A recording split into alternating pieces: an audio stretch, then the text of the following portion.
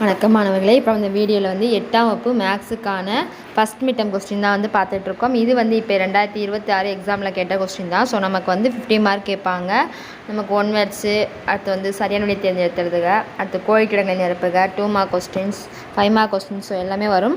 So எல்லாத்தையும் நல்லா பார்த்துக்கோங்க, எல்லாத்தையும் செஞ்சு பார்த்துக்கோங்க. இதற்கு எல்லாமே ரொம்ப ரொம்ப இம்பார்ட்டன்ட் கொஸ்டின்ஸ்.